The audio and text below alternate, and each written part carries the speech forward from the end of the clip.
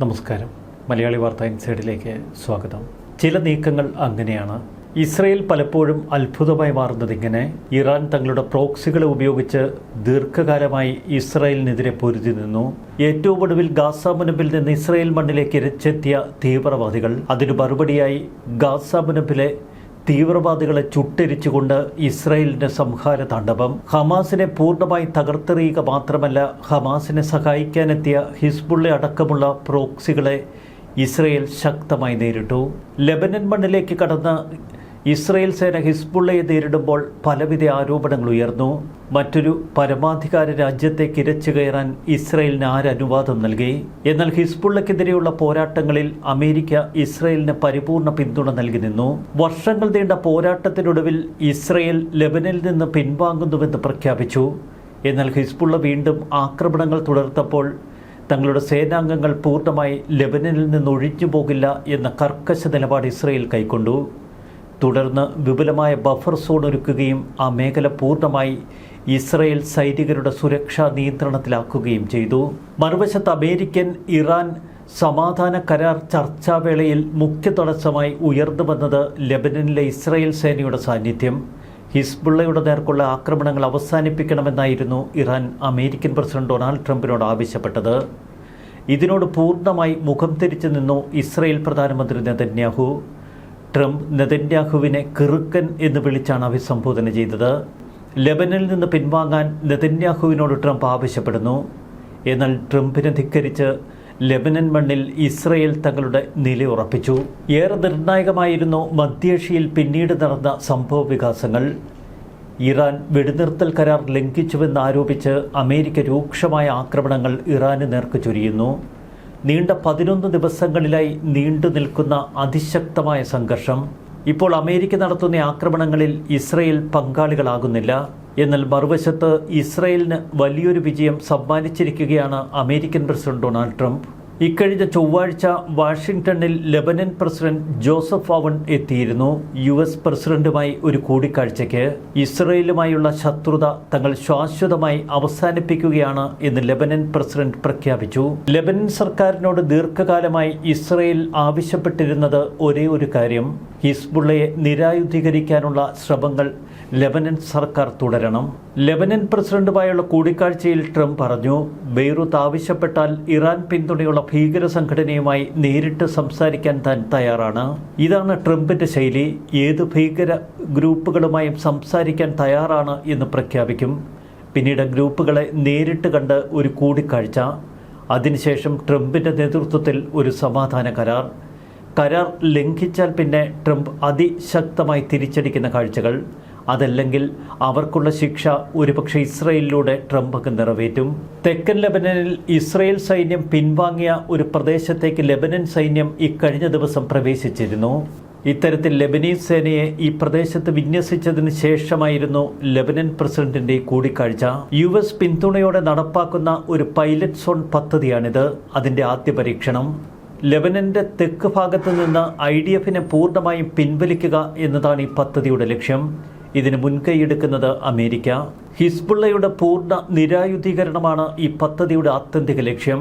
ഇതിനിടയിൽ ഇസ്രായേൽ സൈന്യം തങ്ങളുടെ സൈനികർക്ക് നേരെ വെടിയുതിർത്തു എന്ന് ലെബനൻ ആരോപണം ഉന്നയിക്കുകയും ചെയ്തിരുന്നു. എന്നാൽ ഇപ്പോഴും ഇസ്രായേൽ സേനയുടെ കൈവശമിരിക്കുന്ന ബഫർ സോണിലേക്ക് ലെബനീസ് സേന അതിക്രമിച്ചു കയറിയപ്പോൾ അവർക്കുള്ള ഒരു മുന്നറിയിപ്പ് വെടിവെപ്പുകൾ മാത്രമാണ് അവിടെ നടന്നത് എന്ന് ഇസ്രായേൽ വിശദീകരിച്ചു. വൈറ്റ് ഹൗസിൽ വെച്ച് ജോസഫ് ഔണിനെ കണ്ട ട്രംപ് വികാരനിർഭരമായ ചില പ്രസ്താവനകൾ നടത്തി.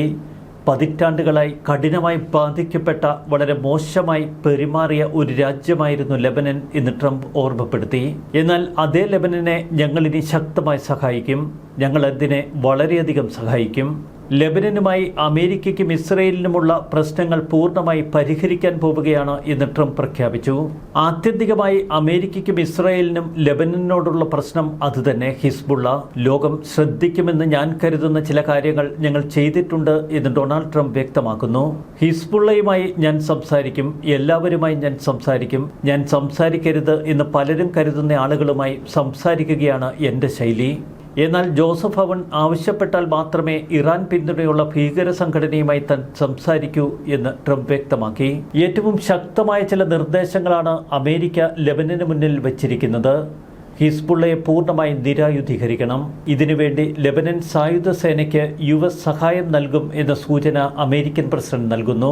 ഇത്തരം കാര്യങ്ങൾ താൻ ലെബനൻ പ്രസിഡന്റുമായി സ്വകാര്യമായി ചർച്ച ചെയ്യുമെന്നാണ് ട്രംപ് മാധ്യമപ്രവർത്തകരോട് പറഞ്ഞത്. കഴിഞ്ഞ കുറേ കാലമായി ഇറാനും അമേരിക്കയും തമ്മിലുള്ള വെടിനിർത്തൽ ചർച്ചകളിൽ ഏറ്റവും മുഖ്യ തടസ്സം ലെബനനിലെ ഇസ്രായേൽ സേനയുടെ സാന്നിധ്യമായിരുന്നു. ഈ വിഷയത്തിലാണ് ഏറ്റവും ശക്തമായ ചില നീക്കങ്ങൾ അമേരിക്കൻ പ്രസിഡന്റ് നടത്തുന്നത്.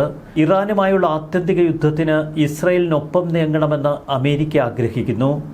അതിനുവേണ്ടി ലെബനൻ പ്രശ്നം അടിയന്തരമായി പരിഹരിക്കാൻ ട്രംപ് മുന്നിട്ടിറങ്ങി എന്നാണ് അന്താരാഷ്ട്ര മാധ്യമങ്ങളുടെ വിലയിരുത്തൽ.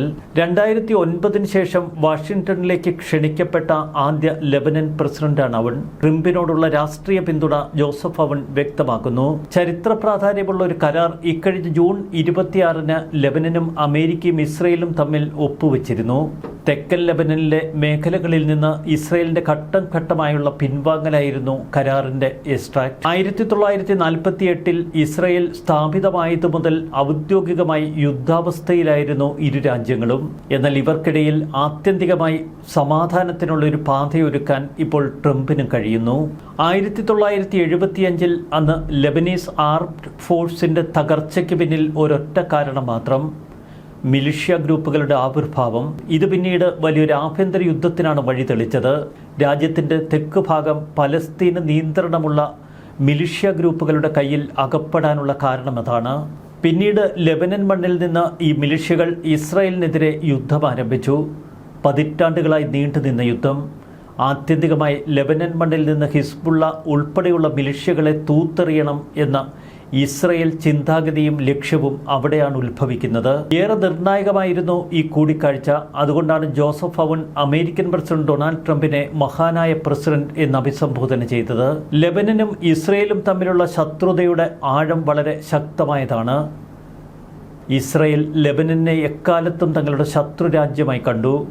ഹിസ്ബുള്ളയുടെ സാന്നിധ്യമായിരുന്നു അതിന് മുഖ്യ കാരണം. ബെയ്റൂത്ത് കേന്ദ്രീകരിച്ച് അതിശക്തമായ ആക്രമണങ്ങളാണ് കഴിഞ്ഞ 3 വർഷക്കാലയളവിൽ ഇസ്രയേൽ നടത്തിയത്. ലെബനനും അനുബന്ധ മേഖലയുമൊക്കെ സ്ഥിരതയും സുരക്ഷയുള്ളതുമായ മേഖലയായി മാറണമെന്നാണ് തന്റെ ആഗ്രഹമെന്ന് ട്രംപ് വ്യക്തമാക്കി. ചുരുക്കത്തിൽ തെക്കൻ ലെബനനിൽ നിന്ന് ഇസ്രയേൽ സേന പിൻവാങ്ങണമെങ്കിൽ അമേരിക്കൻ പിന്തുണയുള്ള ലെബനീസ് ആർംഡ് ഫോഴ്സിന്റെ സാന്നിധ്യം ഒന്നുകൊണ്ട് മാത്രമേ കഴിയൂ എന്ന് ലെബനീസ് ഭരണകൂടത്തിന് മനസ്സിലായി. ഹിസ്ബുള്ളയെ പൂർണ്ണമായി പ്രദേശത്ത് നിന്ന് തുടച്ചു നീക്കണം. ഇതിനെ തുടർന്നാണ് ജൂൺ 26 ഒരു കരാർ രൂപപ്പെട്ടത്. ഈ പദ്ധതിയുടെ ഭാഗമായി IDF പിൻവാങ്ങിയ ആദ്യ പട്ടണമാണ് സൗദാർ അൽ ഗർബി.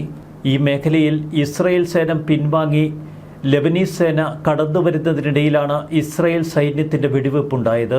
ലെബനൻ പട്ടാളക്കാർ യഥാർത്ഥ പൈലറ്റ് സോണിന് പുറത്ത് ഇസ്രായേൽ നിയന്ത്രണത്തിലുള്ള ബഫർ സോണിലേക്ക് കടന്നപ്പോൾ ഇസ്രായേൽ സേനാംഗങ്ങൾ വെടിവെച്ചു.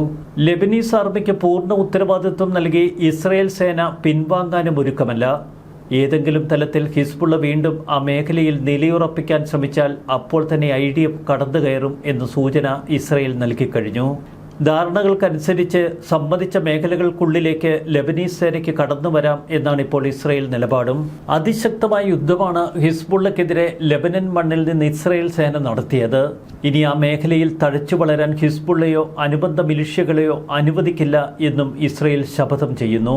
ഹിസ്ബുള്ളയുമായുള്ള പോരാട്ടത്തിൽ ആ പ്രദേശങ്ങളിലെ ഡസൻ കണക്കിന് ഗ്രാമങ്ങൾ തകർക്കപ്പെട്ടു. ആശുപത്രികൾ, പവർ സ്റ്റേഷനുകൾ, വാട്ടർ പമ്പുകൾ എന്നിവയുൾപ്പെടെ അടിസ്ഥാന സൗകര്യങ്ങൾ പലതും തകർത്തെറിഞ്ഞു. ഈ പ്രദേശം സ്വന്തം വാസസ്ഥലമായി കരുതിയിരുന്ന 10,000-കണക്കിന് ലെബനീസ് ജനതയ്ക്ക് പിന്നീട് ആ മേഖലയിലേക്ക് തിരിച്ചു വരാൻ കഴിഞ്ഞിട്ടില്ല. ഹമാസ് ആക്രമണങ്ങൾക്ക് ശേഷം ഹിസ്ബുള്ളയുടെ നേരെ ഇസ്രായേൽ നടത്തിയ രൂക്ഷ പ്രതികരണം. അതിനുശേഷം മാർച്ച് ആദ്യം അമേരിക്കയും ഇസ്രായേലും ഇറാനെതിരെ ആക്രമണം ആരംഭിച്ചു. 2 ദിവസത്തിന് ശേഷം തങ്ങളുടെ രക്ഷാധികാരി ടെഹ്റാനെ പിന്തുണച്ച് ഹിസ്ബുള്ള ഇസ്രായേലിന് നേർക്ക് ആക്രമണം നടത്തുന്നു. തുടർച്ചയായി ഹിസ്ബുള്ള റോക്കറ്റ് ഡ്രോൺ ആക്രമണങ്ങൾക്ക് ഇസ്രായേൽ സേന ശക്തമായ മറുപടി കൊടുത്തു. രാജ്യത്തിന്റെ വടക്കൻ മേഖലയിലുള്ള 10,000-കണക്കിന് ഇസ്രായേലികളുടെ ജീവിതത്തെ ഇത് തടസ്സപ്പെടുത്തുന്നു എന്ന് കണ്ടതോടെയാണ് IDF പിന്നീട് ലെബനൻ മണ്ണിലേക്ക് ഇരച്ചു കയറിയത്. ലെബനനിൽ ഇസ്രായേൽ സേന നടത്തിയ ആക്രമണത്തിൽ 4300-ലധികം പേർ കൊല്ലപ്പെട്ടു എന്നാണ് ലെബനൻ അധികൃതരുടെ കണക്കുകൾ. എന്നാൽ 2500-ലധികം ഹിസ്ബുള്ള തീവ്രവാദികളെ കൊലപ്പെടുത്തി എന്ന് ഇസ്രായേലിന്റെ ഔദ്യോഗിക നിലപാട്. ലെബനനെ ചേർത്ത് നിർത്തുകയാണ് ഇത്തരമൊരു ഘട്ടത്തിൽ ഏറെ അനുയോജ്യമായ പദ്ധതിയെന്ന് അമേരിക്കൻ പ്രസിഡന്റ് ഡൊണാൾഡ് ട്രംപ് മനസ്സിലാക്കി. പശ്ചിമേഷ്യയിൽ ശക്തമായ ഇടപെടലുകളാണ് ഇപ്പോൾ ട്രംപിന്റെ ഭാഗത്തു നിന്ന് ലോകം കാണുന്നത്. യുദ്ധസമാനമായ സാഹചര്യങ്ങൾക്കുള്ള മുഖ്യ കാരണം ഇറാന്റെ നിലപാടുകളാണ്.